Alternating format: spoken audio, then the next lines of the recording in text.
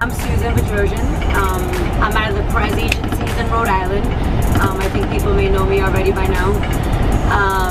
So, you know, what I want to talk about a little today is, you know, being, you know, where I come from and how I grew up and being a woman in this game.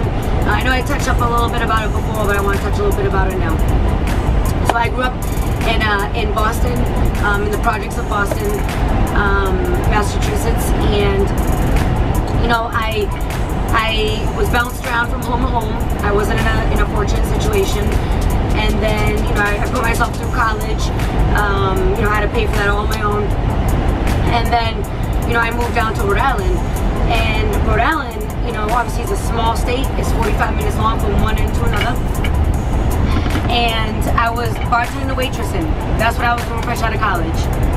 Didn't know what I want. I went to school to be a police officer. You know, that didn't work out. I didn't want to do that anymore. And then, you know, I get a phone call. I get a phone call from a guy named Juan who was with Francisco. And he recruited me in the business. And I looked at it as like, it was a blessing from God because, you know, obviously I was being bounced around from home to home growing up. I never had a stability in my life.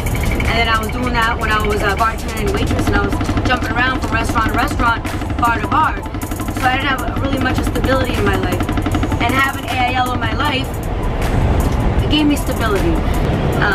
Because, you know, yeah, not only the renewals, but the cars that I drive, the house that I live in, you know, that's also a huge accomplishment too. But again, that's all materials, but opportunity, it's the opportunity that stems from it. What are your residuals? My residuals are $16,000 a month right now, which I just mentioned, and that's huge. And residuals are something that, you know, it's kind of like royalties in the music world. You know, royalties, if a song keeps playing and playing and playing, guess what? They're going to still make money, even if it's 10 years down the line. If I stopped and left the company today, which I would never, I would still be getting, you know, $8,000, which is, you know, 50% invested with the company. You know, but obviously my renewals are just going to get higher, and that's something that I'm leaving a legacy behind, because that's not only for me today, but it's for my future family. My kids are going to have that.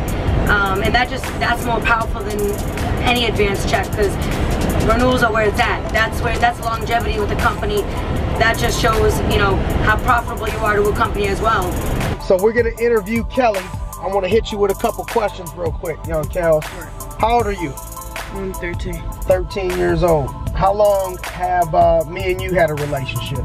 For like what? Like 5 years now? Yeah, almost 5. I think 4 years.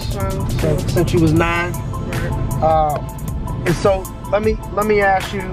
First thing is, you know, I've had the chance to spend time with and mentor other people in the past, but I don't think anybody has taken the advice to heart like you. Nobody's implemented like you have. So what is it that made you, out of all the people, listen and be coachable when so many other kids have not been?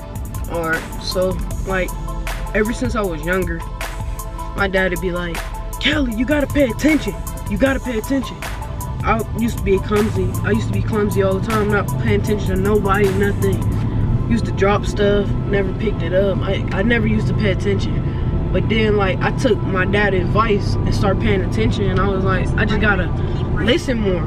So like it's easy for me to be coachable. That's why it's easy for me to be coachable. Okay. Because my dad. Alright, so what changed? What grades were you getting?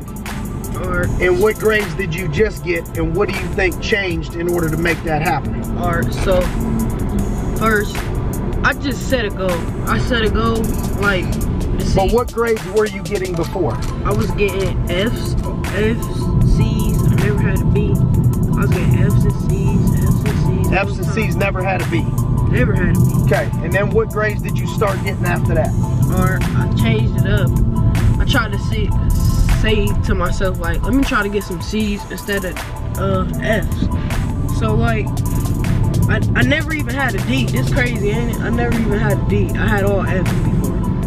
So I just like promised myself like I'm gonna get C's the first quarter. I already know I am. So I got C's and B's. Didn't have an A. I had like 3 C's, 2 B's. I don't know. It was, but I know I had some rough grades.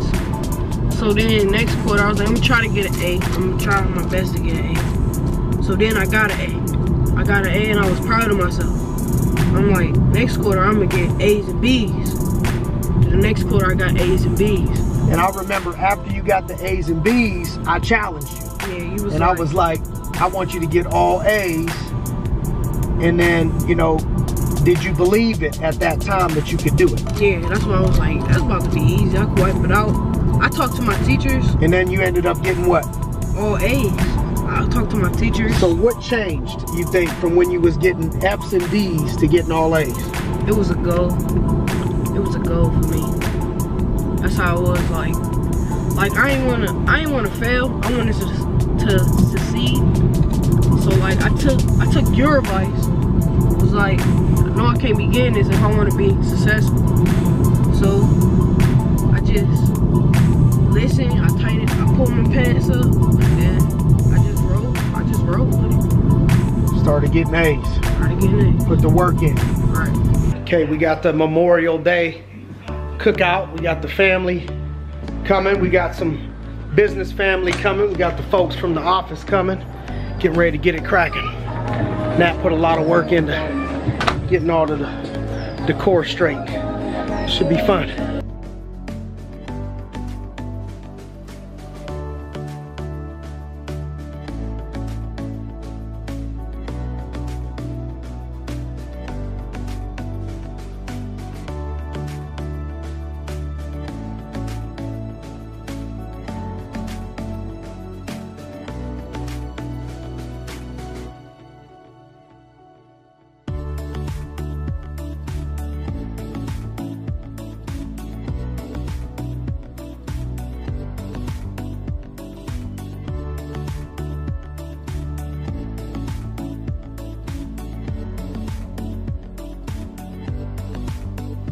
Recording the second volume of the mixtape over here with my man Giovanni, and I think we're about 10 tracks in. We're gonna have 14 tracks.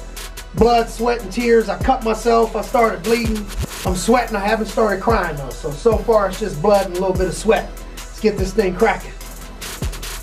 We cannot feel bad for ourselves when we're on our grind. You have to be able to grind before you shine. Everybody wants to shine, but nobody wants to grind. So you have to understand the grind is necessary. The grind is first in order to shine and provide the things that you want to provide for yourself and for other people. Look at the people that have done it already. Look at the people. So often we get consumed with the person driving the Rolls Royce. We get consumed with the person that's living the life that you want to live, and we